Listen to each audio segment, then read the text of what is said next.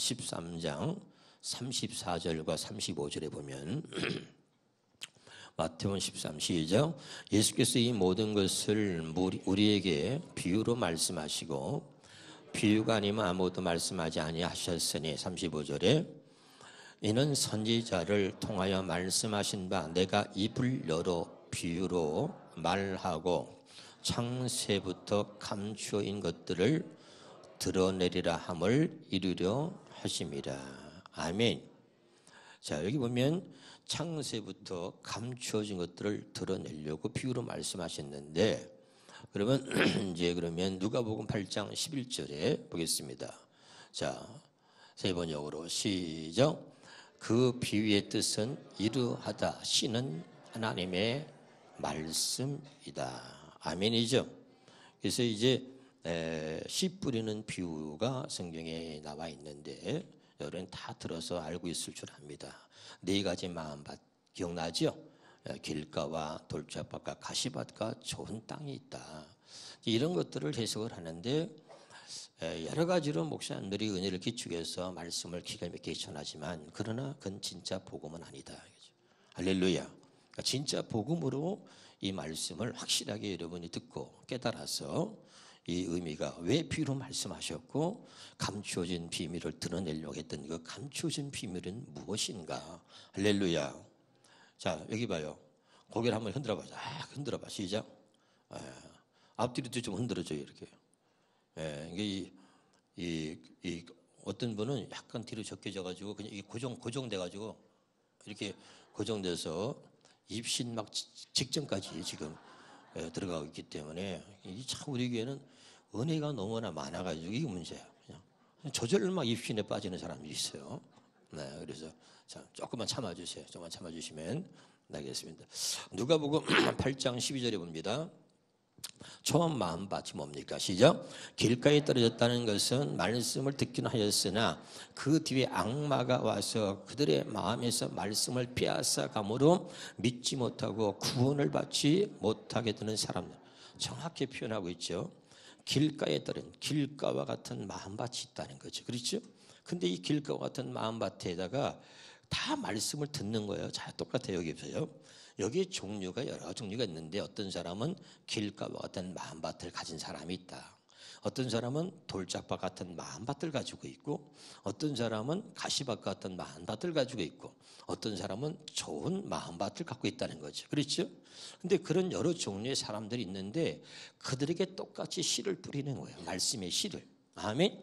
똑같이 말씀을 듣고 똑같이 말씀을 듣는데 열매를 맺지 못하는 사람이 있고 열매를 맺는 사람이 있다는 거예요. 아멘.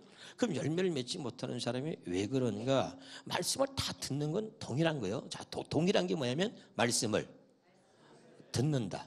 이게 말씀을 듣고 있다는 건 동일한 거예요. 여러분 주일날도 여기 아침에 와서 말씀 듣잖아요. 다 동일한 자리에서 동일하게 말씀을 듣는 건 똑같단 말이죠. 그런데 다시 시작. 길가에 떨어졌다는 것은 말씀을 듣기는 하였으나 그 뒤에 악마가 와서 마귀가 와서 그들의 마음에서 말씀을 빼앗아간다는 거죠. 여러분 이걸 기억하셔야 돼요. 한번 따라서 말씀을 말씀대로 믿읍시다. 아멘. 이 말씀을 이게 말씀대로 믿는 거예요. 말씀을 이해하는 게 아니고 말씀을 이게 은유적으로 해석해도 안 돼요. 말씀을 말씀으로 믿는 거예요. 아멘이죠. 그러나 마귀가 와서 말씀을 빼앗아간다는 말이에요. 그러니까 여러분 이걸 알아요. 경계해야 된다고. 내가 말씀을 듣는데 왜 열매를 맺지 못하느냐? 말씀이 하나도 생각이 안 나. 이게 말씀을 빼앗긴 거죠. 누가? 마귀가 당신의 말씀대로 살면 그 말씀대로 살면 반드시 거기 열매가 있어. 한번 따라합시다. 말씀대로 살면 반드시 말씀의 열매를 맺습니다. 이게 중요한 거예요. 하나님이 말씀하실 때 그 말씀을 주실 때는 그냥 말씀을 주시는 게 아니라 그 말씀을 주실 때는 반드시 그 말씀에 열매가 있다 이 말이죠. 그런데 그 말씀의 열매를 맺지 못하게 하려고 마귀가 그 말씀을 마음에서 빼앗아간단 말이죠. 그럼 나는 왜 말씀의 열매를 맺지 못하냐? 이거 알아야 돼. 느껴야 돼. 깨달아야 돼 오늘. 알았어요? 마귀가 이거 와서 빼앗아갔구나. 할렐루야. 이걸 인정하고 믿어야 된다는 말이죠. 왜 내가 남을 미워하느냐? 하나님이 사랑하라 용서하라 그렇게 말해도 말씀했는데 항상 마귀가 빼앗아가니까 그 말씀의 열매를 맺지 못하는 거죠. 아멘입니까? 이 하나님의 말씀을 그대로 믿으시기 바랍니다. 그래서 뭐냐? 말씀을 빼앗아가므로 그 다음에 뭐예요? 믿지 못하. 말씀이 뭐 있어야 뭐 믿을 거 아니야. 이해가 되나요? 그러니까 말씀을 믿지 못하고 구원을 받지 못하게 되는 사람들. 이 사람들 구원이 있어 없어요? 없어요. 할렐루야. 듣기는 듣는데 구원받지 못한 사람. 듣긴 듣지만 그냥 늘 똑같은 거죠. 늘 교회 와서 자리만 찾아고 앉아있는 거죠. 이런 모습이 뭐 혹시 내가 아닌가를 오늘 말씀을 통해서 말씀의 거울로 나를 보아야 된단 말이죠. 그래 내가 다시 살아날 거 아니에요. 왜 똑같은 말씀을 듣는데 어떤 사람은 말씀이 열매를 맺는데 왜 나는 그 말씀이 열매를 맺지 못하는가? 반드시 말씀에는 열매가 있다. 시작. 반드시 말씀에는 열매가 있다. 믿으시길 바랍니다. 그 열매를 맺어갈 수 있기를 주 이름으로 축원합니다. 두 번째입니다. 누가복음 8장 13절에 보겠습니다. 시작. 돌짝밭에 떨어진 것들은 들을 때는 그 말씀을 기쁘게 받아들입니다. 자, 이제 두 손 들면서 아멘. 좋아. 시작. 여기까지야. 여기까지. 열매는 없어. 말씀 들을 땐 좋아. 막 은혜가 돼. 그래서 막 말씀 들을 땐 그 말씀을 막 기쁘게 받아들여. 그런데 뭐가요? 그 다음에 뭐예요? 뭐가? 뿌리가 없으므로 잠시 동안 믿어. 은혜 받았대. 목사님 은혜 받았습니다. 그래. 신앙은 바다를 밟고 걸어가는 거죠. 이제 제가 깨달았어요. 좋아. 근데 며칠 못 가. 옆에 사람 인사해봐. 며칠 갑니까? 시작. 며칠 못 갑니다. 더 그 옛날 모습 그대로죠. 뿌리가 없으므로 잠시 동안만 믿던. 잠시 동안. 그게 하루가 될 수도 있고 이틀이 될 수도 있고 일주일이 될 수 있고 한 달이 될 수도 있어. 그러나 그 사람은 계속적으로 그 믿으면 안에 못 살아. 그건 뭐야? 잠시 동안만 믿다가 시련의 때가 오면 떨어져 나간다. 뭐가 오면? 시련의 때가 오면 떨어져 나가. 그 다음에 봅시다. 떨어져 나가는 사람들이다 이 말이죠. 아멘.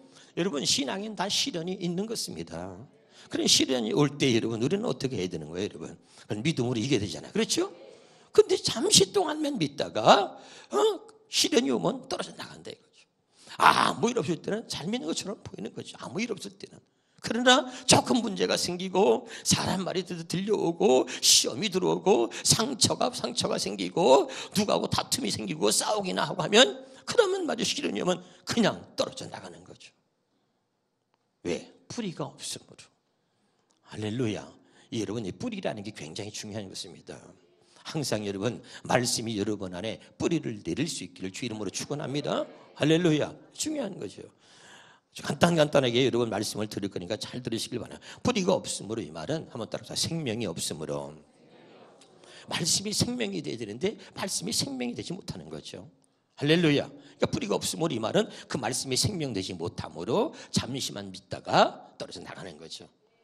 뿌리가 없다는 게 사실 무슨 말이라고요? 생명. 그 말씀이 생명되지 못하고 지식이 되니까 깨닫고 기쁨으로 아멘 했는데 시련이 오면 떨어져 나간다 이 말이죠. 이게 뭐예요? 돌짝밭이다 이거죠. 아멘입니까? 이런 종류의 사람들을 성경이 이야기하고 있는데 목사가 성경을 보다 놀라는 것은 뭐냐면 어쩌면 하나님이 정확하게 우리의 모습을 아시고 이렇게 이런 종류의 사람이 있다는 것을 어쩌면 이렇게 비유로 정확하게 설명하고 있을까. 그래서 깜짝 놀랄 때가 있어요. 우리 모습이 그렇지 않아요? 네. 세 번째입니다. 세 번째. 누가복음 8장 14절입니다. 시작. 가시덤불에 떨어졌다는 것들은 말씀을 들었으나 살아가는 동안에 근심과 재물과 인생의 향락에 사로잡혀서 그러죠. 자, 말씀을 들었으나 다 들었죠? 다 들은 거예요. 근데 살아가는 동안에 근심이 생겨. 그리고 재물과 인생의 향락에 사로잡혀서 자기가 좋아하는 일, 하고 싶은 일들이 얼마나 많아요. 예? 운동하는 사람은 더 운동하고 그런 여러 가지 인생의 향락에 빠지고 그런 재물과 향락에 사로잡혀서 열매를 맺는 데는 이르지 못한다 이거죠. 아멘이죠? 예? 어떤 사람은 사업에 바빠. 그 자기 바쁜 사업 일 때문에 말씀을 듣고 깨닫긴 하는데 그 삶 속에서 그 말씀이 열매를 맺어가지 못한다는 거예요. 할렐루야. 이게 문제죠. 그래서 이제 못하는, 자, 그 다음에 또 여기서 못하는 사람들이다. 그랬잖아요. 할렐루야. 그러니까 이게 바로 가시덤불이다. 그러니까 말씀을 들었으나 살아가는 동안에 네 말씀보다는 더 중요한 사업이라든지, 말씀보다 더 중요한 자기 취미생활이라든지, 말씀보다 더 중요한 어떤 그런 일에 사로잡혀 있어가지고 교회도 잘 나오고 말씀도 잘 듣는데, 깨닫기도 잘 깨닫는데, 자기의 직업, 자기의 직장, 자기의 사업, 여러 가지 자기의 어떤 일에 거기에 사로잡혀서 말씀의 열매를 맺지 못한다, 이런 말입니다. 깨달을 수 있기를 주 이름으로 축원합니다. 그래서 여러분, 성경에 이렇게 말하고 있는지, 우리 인생의 마음에 열매를 맺지 못하는 것은 어떤 것이냐면, 다시 인생의 마음을 한번 봅시다. 전도서 9장 3절입니다. 시작. 모든 사람의 결국은 일반이라. 이것은 해 아래에서 행해지는 모든 일 중에 악한 것이니 곧 인생의 마음에는 뭐가 가득해요? 악이 가득하여 그들이 평생에 미친 마음을 품고 있다 후에는 죽은 자들에게 돌아간다. 그 말은 무슨 말입니까? 여기 봐요. 길가와 같은 마음밭이 있고 돌짝밭 같은 마음밭이 있어. 가시밭 같은 마음밭이 있는데 이 셋이가 싸워. 야, 너보다는 내가 낫지. 이렇게.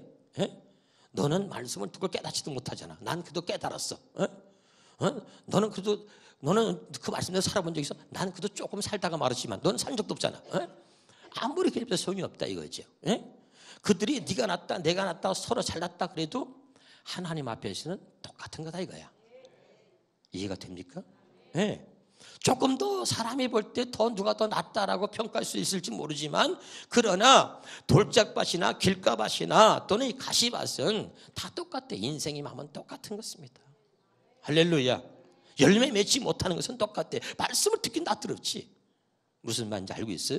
그래서 우리 마음이 왜 맺지 못하는가? 예레미야 17장 9절에 또 보니까 만물보다 거짓되고 힘이 부패한 것은 사람의 마음이다. 아주 썩은 게 사람의 마음이라 그랬어요. 로마서 1장 28절에 보니까 또한 그들의 마음에 하나님 두기를 싫어한다. 하나님 두기를 싫어하는 거죠. 또 그 다음에 우리가 마태복음 15장 19절에 보면 마음에서 나오는 것은 악한 생각과 살인과 가늠과 없는 것도 주시고 거짓 증언과 비방이니, 이 마음이, 이것이 인생의 마음이고 우리들의 마음이 이런 것들로 가득 찼다는 거죠. 할렐루야. 그러니까 이런 마음 가지고 거기서 너는 길가밭이고 너는 돌쪽밭이고 너는 가시밭이고 너보다는 내가 낫다. 이게 얼마나 웃기는 이야기냐 이거죠. 할렐루야. 그러니까 뭐예요? 인생의 마음은 다 똑같은 것입니다. 열매 맺지 못하는 것은 똑같은 것입니다. 여기까지만 보면 우리는 절망인 거죠. 로마서 3장 23절에 봅시다. 시작. 모든 사람이 죄를 범하였으면 하나님의 영광에 이르지 못하니. 3장 9절부터 보겠습니다. 시작. 그러면 어떠하냐? 우리가 나냐? 결코 아니다. 유대인이나 헬라인 다 죄 아래에 있다고 우리가 이미 선언하였느니라. 기록된 바 의인은 없나니 하나도 없으며 깨닫는 자도 없고 하나님을 찾는 자도 없다. 아멘. 여기까지만 보면 절망이다 이거, 절망. 그러나 이런 모습으로 살 수밖에 없는 우리를 하나님이 사랑하셔서 이 창세부터 감추어진 비밀을 오늘 이 비유의 말씀을 통해서 드러내시려고 한다 이거죠. 아멘입니까? 그러면 열매 맺지 못하는 이런 마음과 다르게 좋은 마음은 어떤, 이 마음밭의 비유를 통해서 우리에게 어떻게 그러면 좋은 땅이 될 수 있냐, 어떻게 좋은 마음의 밭을 가질 수가 있느냐, 이것을 오늘 우리에게 비유를 통해서 하늘에 감추어진 비밀을 우리에게 이야기하려고 한다 이 말입니다. 믿으면 아멘. 할렐루야. 그래서 하나님께서 아브라함이 전해진 복음에 대한 여러분 얘기를 했습니다. 다시 사도행전 7장 8절입니다. 시작. 할례 언약을 아브라함이 주셨더니 그가 이삭을 낳았다.